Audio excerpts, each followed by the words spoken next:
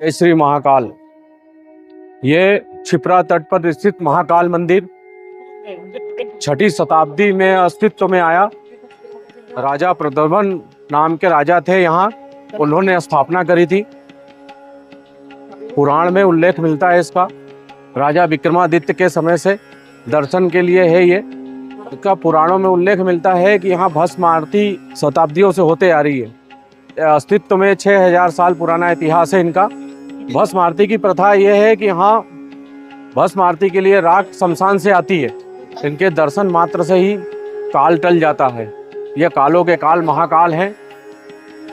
पुराण में उल्लेख मिलता है कि काल नामक राक्षस जो अवंतिका नगरी में बहुत उत्पात मचाए, ऋषि यज्ञ सब ध्वस्त करता था, उस हिसाब से महाकाल बाबा ने शिव और पार्वती जब कैलाश पर्वत से यात्रा पर निकले तो उन्होंने देखा कि हमारे भक्तगण बहुत परेशान हैं, कुछ हो रहे सत्यानाश कर रहे यज्ञ का। तो माता पार्वती ने बोला कि ये काल नामक राक्षस आपके भक्तगणों को बहुत परेशान कर रहा है, बहुत त्राही त्राही कर रहा है। तो उन्होंने बोला कि इसमें मैं क्या कर सकता हूँ। तो बोले आप इसको संहार करें। काल नामक राक्षस का संहार करने के बाद इनका नाम महाकाल पड़ा। इनका नाम पूरा श्री महाकालेश्वर है। हमारे यहाँ उज्जैन में शुरुआत ही जय श्री महाकाल से होती है। अकाल मृत्यु वो मरे जो काम करे चंडाल का, काल उसका क्या करे जो भक्त हो महाकाल का।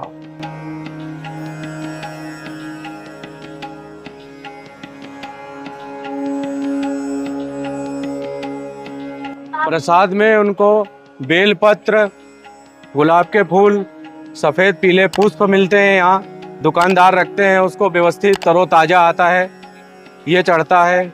और आपकी स्वेच्छा के अनुसार ये पंचमेवा और इलायची दाना, सिंगदाने के जो पंचमेवा बना के देते हैं वो चढ़ता है। और महाकाल मंदिर के अंदर जाने पे अगर आपकी स्वेच्छा अनुसार तो महाकाल का वहाँ भोग लगा हुआ महाकाल मंदिर ट्रस्ट के तरफ से लड्डू प्रसाद मिलता है, जिसका काउंटर यहाँ बाहर 4 नंबर गेट के सामने भी लगा हुआ है और अंदर भी 2-3 काउंटर लगे हुए हैं आपके स्वेच्छा के अनुसार। बाकी यहाँ पे बेलपत्र, गुलाब के फूल, ये लाल पीले पुष्प ये अर्पित होता है। माला है जो माला बनती है जिसमें 101, 501 जैसी माला बनवाओ छोटी बड़ी, वो सुबह चढ़ती है आरती के टाइम पे।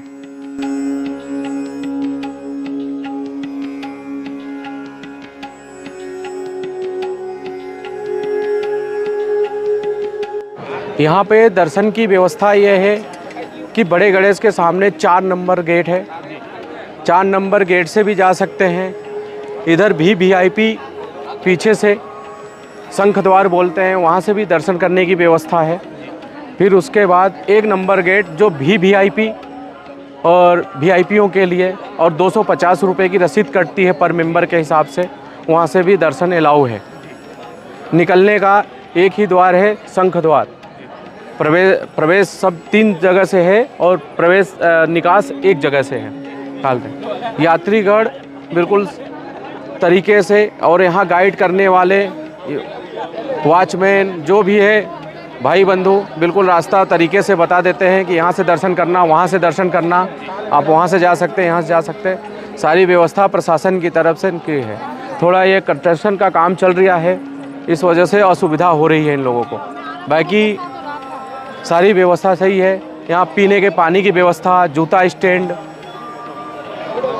और बैठने के लिए छाए बनी हुई है और प्रशासन की तरफ से व्यवस्था करी गई है। हम बाहर से इसलिए बना के बता रहे हैं आपको वीडियो कि अंदर मोबाइल ये सब की व्यवस्था अलाउ नहीं है प्रशासन की तरफ से। हम अंदर के वीडियो नहीं बता पा रहे हैं इस कारण कि अंदर मोबाइल कैमरा ये सब अलाउ नहीं है, उस पर पाबंदियाँ लगी हुई हैं। तो इस कारण हमें खेद है कि हम बाहर से सारी व्यवस्था बता रहे हैं। अंदर जाने पे आपको महाकाल मंदिर, उसके ऊंचे दूसरे शिखर पे ओमकालेश्वर मंदिर और तीसरे पर नागचंद्रेश्वर महादेव है, जो साल में खाली नाग पंचमी वाले दिन खुलता है, जिसमें उसमें 24 घंटे दर्शन के लिए अलाउ रहता है।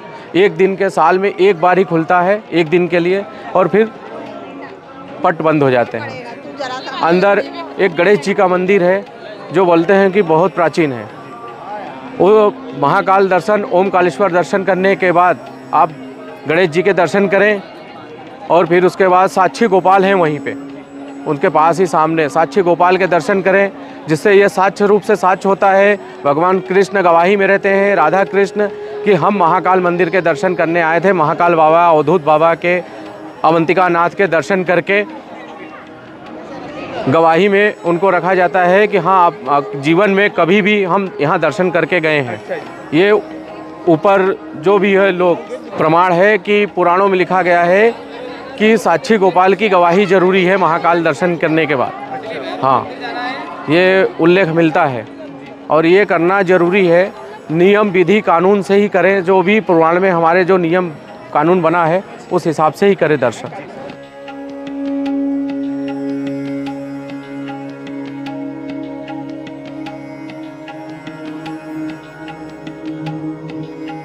ये आपको जो सामने दिख रहा है ये महाकाल मंदिर है और उसका शिखर है ये। पंडित पुजारी जो हमारे माननीय ज्ञानी है, पुराने ब्राह्मण, उनका कहना है कि अगर महाकाल के दर्शन नहीं हो पा रहे हैं तो शिखर दर्शनम पाप नाशनम। लोग बताते हैं, पुराने साक्ष्य है कि अगर महाकाल मंदिर में अंदर जाके दर्शन करने की नहीं हो पा रही है तो शिखर दर्शन करने से ही पाप नाश हो जाता है। तो एक कहावत कही गई है कि शिखर दर्शनम पाप नाशनम, तो शिखर दर्शन से ही पाप नाश हो जाता है। महाकाल की ऐसी कृपा बनी हुई है। ये शिखर के ऊपर सोने का है और ये पूरे विश्व में आपको सब जगह महाकाल मंदिर के ऊपर जो लगा हुआ है ये शिखर, उस पर सूर्य लगा हुआ है और कहीं भी शिखर पर देखेंगे आपको तो चंद्रदेव लगे रहते हैं, क्योंकि महादेव के जो मुकुट लगे हुए हैं और चंद्र पर लगे हुए हैं, लेकिन यहाँ पे सूर्य लगे हुए हैं। अच्छा, हाँ। और बाकी ये किस किस के मंदिर है सर? बाकी ये 84 महादेव में मंदिर आते हैं अंदर। 4 महादेव मंदिर हैं अंदर 84 के, उसके भी दर्शन करिए। ये जो शिखर छोटे ये दिख रहे हैं 4-5 मंदिर, ये छोटे छोटे शिखर वाले, ये 84 महादेव की गिनती में आते हैं। अच्छा, इसमें माता जी का मंदिर भी है अलग से, गणेश जी का मंदिर है, साक्षी गोपाल का मंदिर है, लेकिन ये 3-4 जो मंदिर बड़े बड़े दिख रहे हैं शिखर वाले जो महाकाल मंदिर से मिलते जुलते हैं, ये 84 महादेव के मंदिर हैं। ठीक।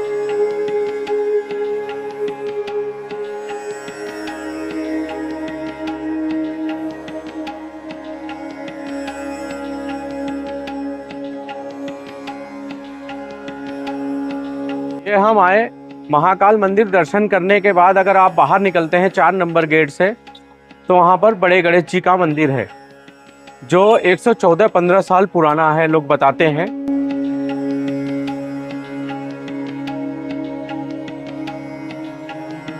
इनकी मूर्ति बनाने में लोग बताते हैं, पुराने लोग जो हमारे पुराने ब्राह्मण हैं, देवता लोग, वो और इनसे व्यास परिवार से जुड़े लोग बताते हैं कि इनकी स्थापना जब हुई थी तो उस समय मिट्टी न सीमेंट और किसी चीज़ का उपयोग नहीं किया गया था।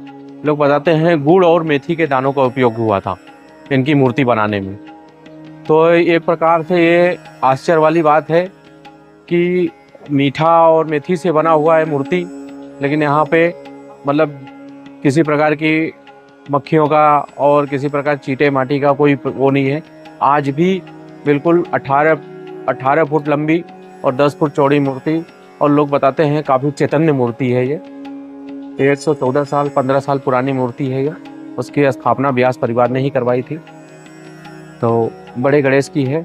आप महाकाल मंदिर से दर्शन करने जाएं या तो फिर अंदर से बाहर जब आएँ दर्शन करके, तो बड़े गणेश के दर्शन जरूर करें। ठीक।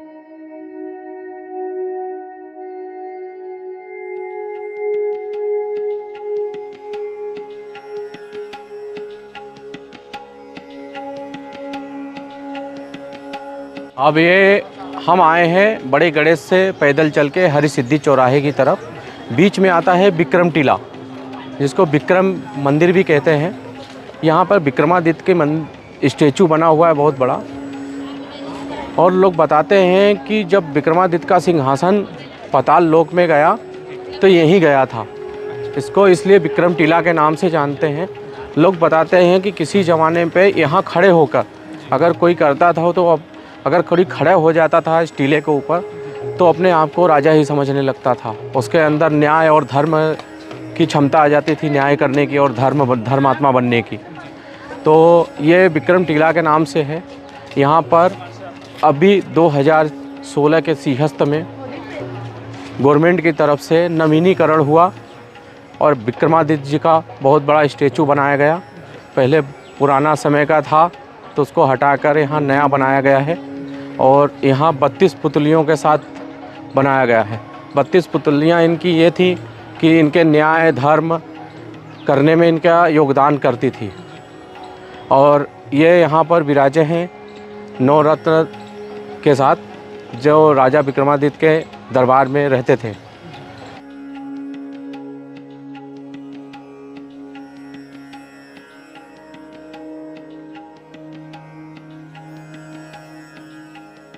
जो मैं अभी बता रहा था 2016 के सिंहस्थ में गवर्नमेंट की तरफ से बना हुआ है राजा विक्रमादित्य जी का स्टैचू ये है।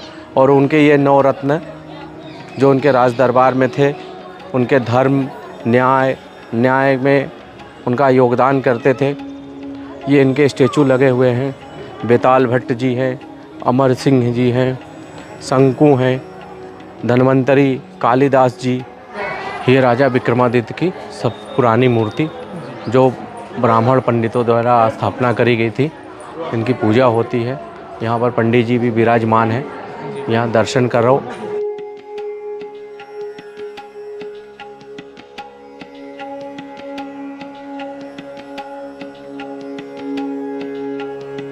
हमारे यहाँ विक्रमादित्य मंदिर जो टीला बता रहा हूँ मैं, यहाँ पर खड़े हैं हम लोग। यहाँ पे ये रुद्र सागर के बीच में है था, ये रुद्र सागर है। यहाँ पे पूजा होती है अधिक मास में रुद्र सागर की। इसकी ये प्रथा है कि यहाँ पे नमक दान दिया जाता है। रुद्र सागर है और यहाँ से ठीक सामने अपने को महाकाल मंदिर पूरा प्रांगण दिखेगा। महाकाल के शिखर दर्शन करो, महाकाल का पूरा प्रांगण आपको एकदम बिल्कुल क्लियर दिखेगा अंदर तक का।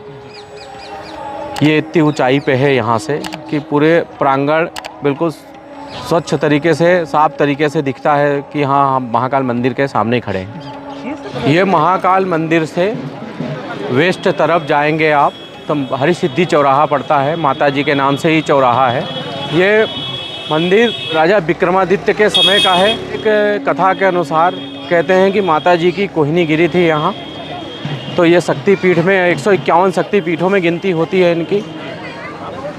माता जी का ये भव्य मंदिर है जो शाम को 7 बजे 1000 दीपमाला से आरती होती है। अंदर 16वीं शताब्दी के समय का दीपमाला लगी हुई है जिस पे सारे दीप जलते हैं शाम को 7:10 से। एक घंटे की आरती है इनकी। और एक कथा के अनुसार कहते हैं कि राजा विक्रमादित्य इनको प्रसन्न करके गुजरात से लाए थे। तो दोनों कथा के अनुसार है, लेकिन ये शक्तिपीठ में गिनती होती है इनकी 151 शक्तिपीठ जो हैं इनकी यहाँ गिनती होती है कि माता जी की दाएं हाथ की कोहिनी गिरी थी। ये है दीपमाला लगी हुई, ये शाम को 7:10 से जलना शुरू होती है। इसको 2 लोग ऊपर चढ़ के तेल बाती करके इसको जलाते हैं। ये दीप रोज़ की आरती का रूटीन में है। ये सामने माता हरिसिद्धि का मंदिर दिख रहा है जो शक्तिपीठ है।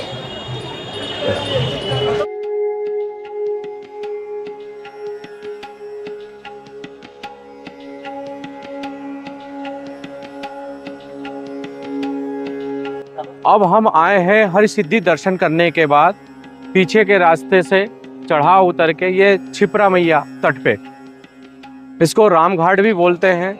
लोग बताते हैं कि भगवान वनवास के टाइम पे अवंतिका नगरी आए थे, राजा दशरथ का यहाँ पिंडदान करा था, इसलिए इस घाट का नाम राम घाट पड़ा। यहाँ पे सूर्य अस्त के समय, सूर्य अस्त जैसे गर्मी में लेट होता है तो 6-6:15 बजे के समथिंग आरती होती है। ठंडी में 5:30 बजे यह आरती का समय यहाँ मौसम के हिसाब से बदलते रहते हैं। बाकी यहाँ सूर्य अस्त के समय का आरती का प्रावधान है यहाँ क्षिप्रा जी की आरती होती है शाम में को। अगर कोई भी यात्रीगण कोई भी आए तो शाम को 6 बजे यहाँ हाजिर हो जाए तो मैया जी की आरती देख सकता है। यहाँ क्षिप्रा जी का उद्गम यहाँ से 40 किलोमीटर दूर क्षिप्रा गांव है जो देवास जिले में पड़ता है। वहाँ से माता जी का उद्गम हुआ है। बरसात के दिनों में ये बिल्कुल रुद्र धारण कर लेती है, रुद्र रूप धारण कर लेती हैं। बहाव तेज हो जाता है इनका। बाकी अन्य दिनों गर्मी में ठंडी में थोड़ा शांत स्वभाव से बहती हैं। शांत नदी है ये। यहाँ लोग बोलते हैं कि यहाँ स्नान करने से ध्यान करने से मोक्ष की प्राप्ति होती है। यहाँ पे पिंडदान, काल्प सर्पदोष, नर बलि, नारायण बलि इन सब के निवारण के लिए पूजा की जाती है। लोग यहाँ पे दूर दूर से पिंडदान, काल्प सर्पदोष इन सब की पूजा कराने के लिए आते हैं और यहाँ पे नाव से नदी में घुमाते भी हैं। आप यहाँ पे जो वहाँ पे चार्ज लग रहा है वो चार्ज देकर आप 1 घंटे के लिए पूरे नदी का परिक्रमा कर सकते हैं। ये यहाँ पे काल्प सर्पदोष पूजा पिंडदान के लिए लोग आते हैं। तो ये जो वेदी लगी हुई है ये काल्प सर्पदोष निवारण के लिए लगी हुई है। नदी के उस पार प्राचीन दत्त अखाड़ा है जो नागावन बाबा का है, जो शिव संप्रदाय से वास्ता रखते हैं। यहाँ पर 12 साल में एक बार महाकुंभ लगता है और नदी उस पार नदी इस पार ही लोग स्नान करते हैं। नागांव बाबा फर्स्ट स्नान नागांव बाबा का रहता है जो शिव संप्रदाय से वास्ता रखते हैं। उसके बाद तिथि बाई तिथि नागांव बाबा स्नान करते हैं, जिसमें कभी किसी महाकुंभ में कभी 5 स्नान शाही स्नान पढ़ते हैं, कभी 4 पढ़ते हैं ग्रह नक्षत्र के अनुसार। बाकी यहाँ महाकुंभ का मेला लगता है।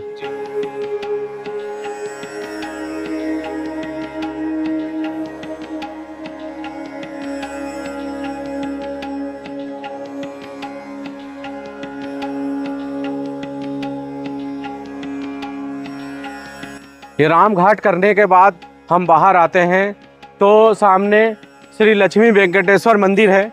वहाँ पे ऑटो स्टैंड है, मैजिक स्टैंड है, ई रिक्शा वाले हैं। जो सिटी बाहर के 6 मंदिर हैं, राजा भरथरी की गुफा, गढ़ कालिका मंदिर, काल भैरव महाराज जिनको मदिरा चढ़ाई जाती है, सिद्धवट मंदिर जहाँ काल्प सर्पदोष पितृदोष की पूजा की जाती है वो, उसके बाद मंगलनाथ मंदिर जहाँ मांगलिक दोष की पूजा कराई जाती है वो, फिर सांदीपनी आश्रम जहाँ सब भगवान श्री कृष्ण शिक्षा प्राप्त करके गए थे। ये 6 मंदिर की परिक्रमा कराते हैं। जो यात्रीगण को वहाँ से सारी सुविधा मिल जाएगी।